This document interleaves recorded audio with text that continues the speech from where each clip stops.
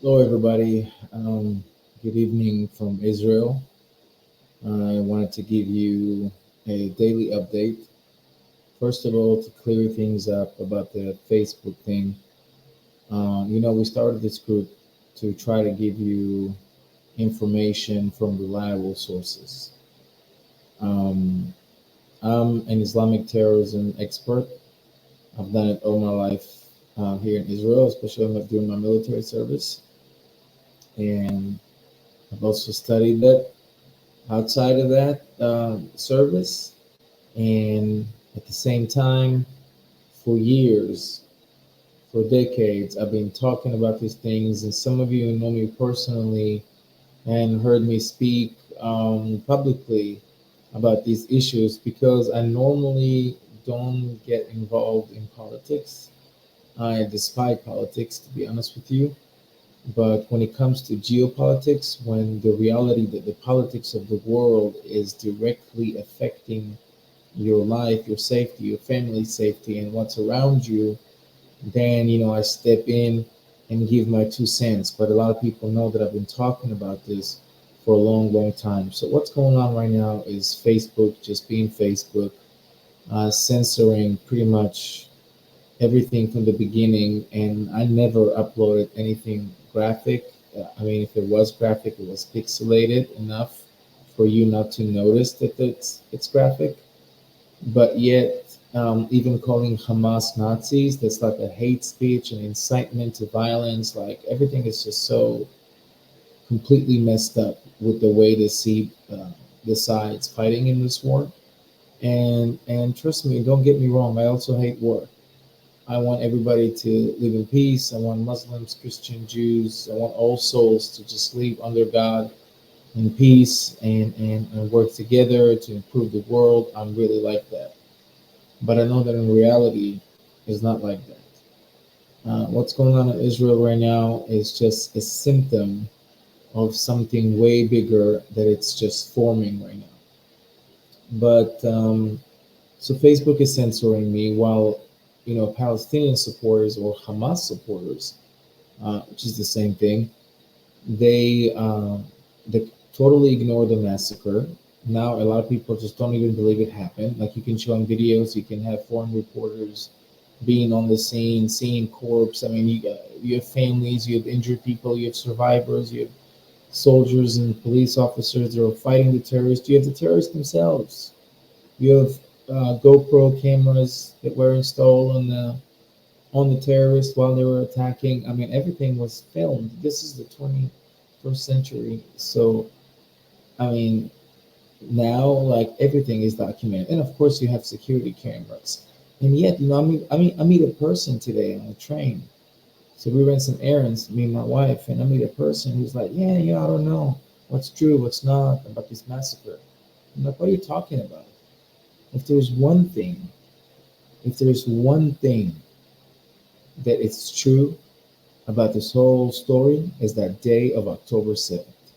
And guess what? The normal nations of the world understand it, and they totally understand Israel's right to defend itself. Israel didn't start it. It's not even part of the Israeli so-called Israeli-Palestinian conflict. This is total just Jew hatred, barbaric.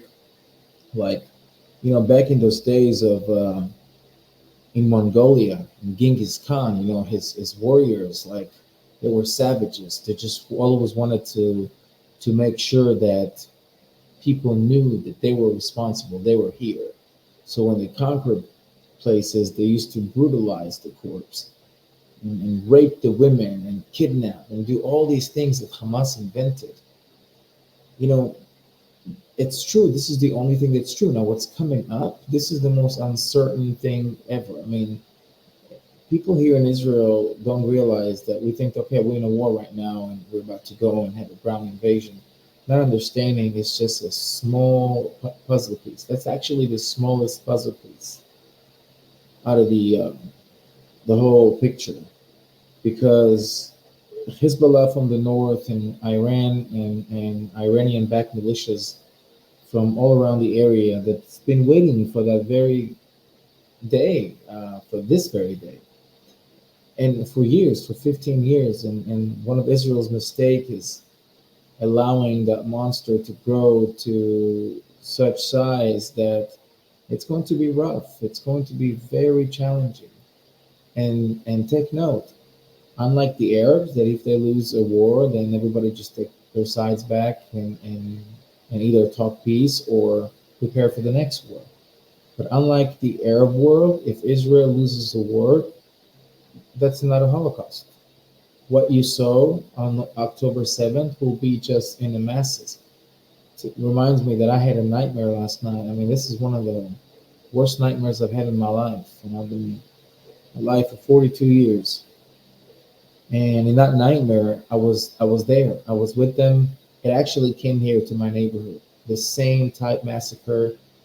It was overwhelming number of terrorists, and we were just like with kitchen knives, and some people had weapons. Like I had like a fake BB gun to try to go and fight and protect my wife and her daughter who's living with us here. And in my dream, and it was so like vivid, like I didn't even know it was a dream. It was the most realistic thing. I'm in my neighborhood and I'm hearing screaming and explosions and firefights in every corner and people being butchered, like just like what happened to these people in reality. Luckily for me, it was just a dream. For them, it was a reality. So, and the reality is so you can't even comprehend. You can't even begin to comprehend. I mean, this is PTSD for life. I already have PTSD for fighting terrorism in Israel, and that was the time of suicide bombing, which is just as bad, but in these scales and in this intensity. And I'm going to play you something that the IDF spokesman released today, which is it's an audio of one of the terrorists who stormed the Israeli settlements there in the Gaza Strip, and he slaughtered an Israeli family. I think it was 10 of them. That's what he said. And he calls his dad, he calls his mom and dad, not to apologize or to feel guilty or to ask for guidance or to cry or to, no, that's what a normal human being you would hope would do. But he called his mom and dad to brag about what he did to Jews. And I'm going to try to share the screen here. This is one of the first time I'm doing that. So please bear with me. And I want you to listen yourself and watch of how this terrorist communicated with his parents on the day of the attack. Okay? Just give me 1 second here and judge for yourself. طب انا قاعد اكلمك من جوبا بيصير افتح الواتس تبع بالويب شوف كيف القتلى شوف كيف قتلت بايدي يابا ابنك قتل يهود هاي دخلت فيني يابا الله اكبر ربنا يحميك يا رب ربنا يحميك يابا ربنا يحميك يابا اكلمك من جوال يهوديه قتلتها قتلت جوزها الله اكبر الله اكبر الله اكبر ولله يابا افتح الواتس شوف كيف قتلت يابا افتح بدي عليك واتس بالويب روح ربنا يوفقك بالسلامه يابا يابا بيصير يابا يابا والله 10 قتلت 10 بيدي يابا يابا على ايدي اعطيني امي اعطيني امي يابا يابا يابا طول الليل والله 10 بيدي يابا 10 يابا بيدي قتلت طول الليل ادعي لك طول الليل ادعي لك ربنا يوفقك بالسلامه يابا ربنا يوفقك يابا بعمل لك ضغط مباشر من جوا ادعي لك يابا طول الليل انت وانت معاي يابا ربنا يحميك يابا السلام ربنا يحميك يابا يابا ربنا يحميك محمود يابا محمود انت وين؟ انا جوا فلسطين علاء جوا قتلت 10 يا علاء 10 بيدي قاعد اكلمك من جوال يهوديه قتلت 10 والله وانت بزكيم انا في سكيم مو في سكيم والله صرت تجاري انا اول شكر بدات صوت الله عز وجل انا اقول لك ارفع راسك يابا فوق ارفع راسك يابا انت في نص السكري جوا انت جوا على المدينه في النص السكري جوا افتح الواتس شوف كيف الخط قتلكم على الشوال افتح الواتس تبعي خلاص ارجعوا خلاص ارجعوا ايش ارجعوا مش رجعوا اما الناس الشهاده امي ولدتني عشان هذا الدين على مالك على ولدها. محمود محمود ادينا محمود ادينا ادينا. طب افتح الواتساب افتح الواتساب شوف كيف القصه شوف افتح. شو؟ افتح الواتساب انت. بخيلك ربي يوفقك يا رب. افتحوا رب لا يثبتك يا رب. يا رب. سبعة الواد جوالي على سبعة جوالي. أنا محمود. وين افتح واتس افتحي. أفتح جوالك؟ افتح جوالي على الواتس افتح شوف القتل كم قتلتم بيدي. طيب أمان ترجع بالله عليك ترجع حتى. افتح جوالي برقبوله. ضبوط ولا لا؟ يلا جبنا عنكم. Okay, well, enough of that. So what you saw here was the Gazan innocent people that we must help with humanitarian aid, and we must get them fuel, and we must tell them to evacuate, and we must tell them this and that. You guys have to understand something. This is the culture. This is the Middle Eastern culture. When you deal with these people, did you see how they glorify death? You heard that. I don't have to tell you anything. You saw it yourself. They glorify the killing of innocent people. If you're not one of them, if you're an infidel as they see you, and you die in the most brutal of ways, they glorify that. And if you are the killer, you are the hero. You are what all these little kids that you spare on today are going to grow and want to be when they grow up. So I just wanted to give you an example because, I keep saying I hope it was possible, but I guess it's all money in this world, so it's not possible. But I think Israel should quit the UN. Should quit the UN altogether. It's got an Arab majority anyways, because there's more Islamic countries and Arab countries that are automatically going to side with the Palestinians. And you have Russia and China that are also pro-Arab, and aside from the United States, like we have nothing to do there. We have no business. I mean, the UN deals and condemns Israel more than any other country in the world, and that's a fact. You can check me.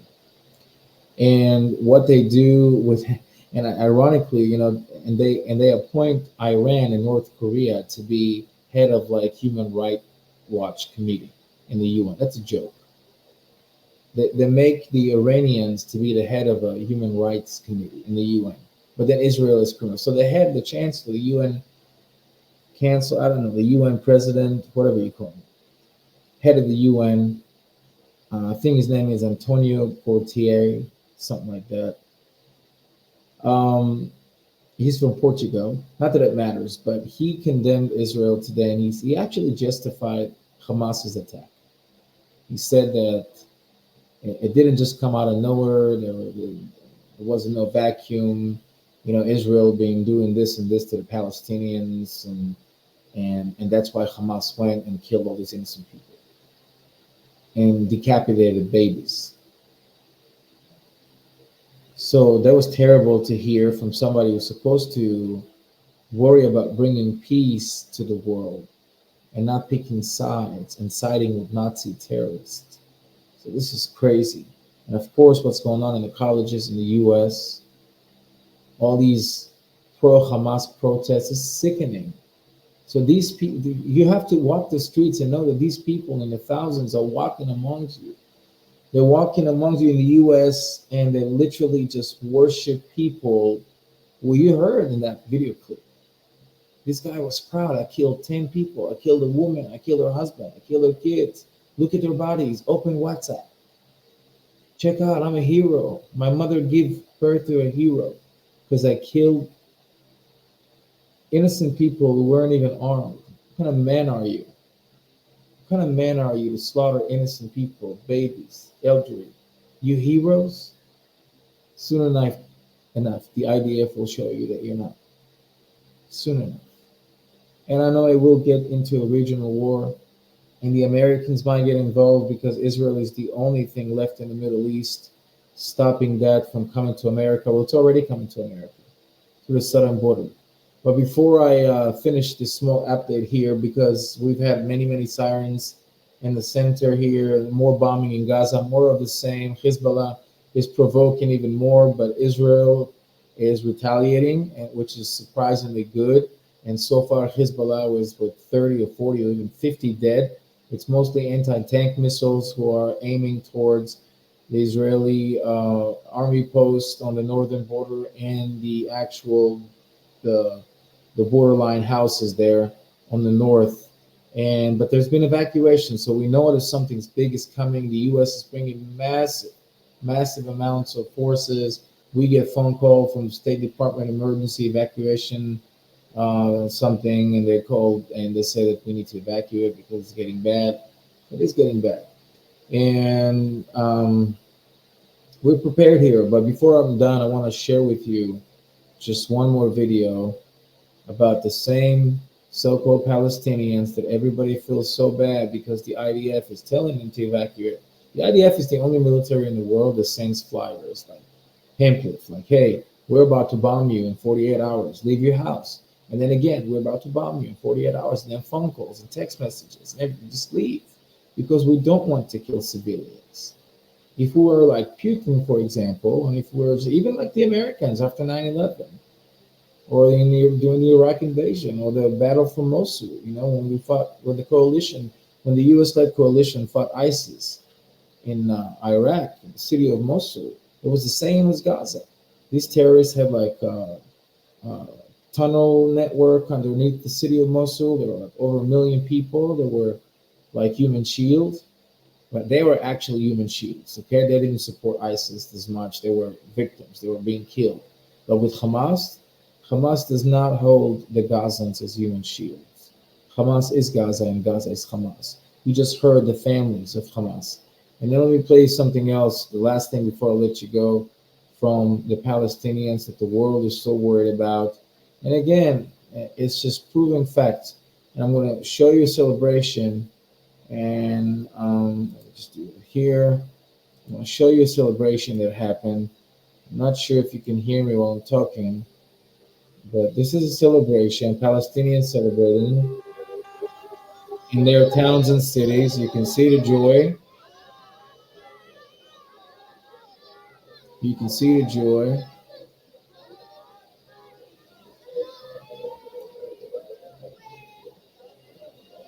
I mean, they're happy. They're thrilled.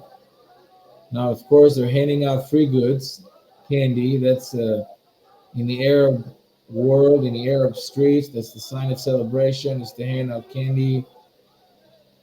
That means it's an extreme national event. It's a national achievement. That lady is completely entranced. Okay, Allahu Akbar. God is great. They're so happy. Okay, and now for them, well, you saw how happy they were, right? You know when was that filmed? 9/11. They were celebrating 9/11. You can go back. You can ask me for the YouTube link. I can show it to you. That was filmed by AP. Just do Palestinians. Just write on YouTube Palestinian post 9/11. That's the same people that people feel bad about now. They were celebrating the death of over 3,000 innocent Americans for no reason. This is not politics we're talking about here. This is a religion. I mean, this is a religious war. Plain and simple. It's a religious war. It's a war between good and evil. The sides are very, very, very clear. And you have to pick and choose which side you're with. So there was my update for today. I want to get some rest because the nights are getting short. I mean, the amount of stress living here and consuming that like nonstop, It's not good. I try to break free from that, but I also want to get the most updated information, uncensored. Uncensored. I got my own sources. I got good intelligence sources. I got sources in the government here, and I'm good with sources. So if I'm telling you something, if I post something, it happened. You go double check me. And I know the region, and I look at it not from Western eyes, and I'm looking at it from Middle Eastern eyes. And thank God, I watch Fox News, and these people get it. They get it, especially after October 7th. I mean, they get it. So that's real news there. So thank you so much from Israel, and pray for us. And we'll be in touch soon. Thank you.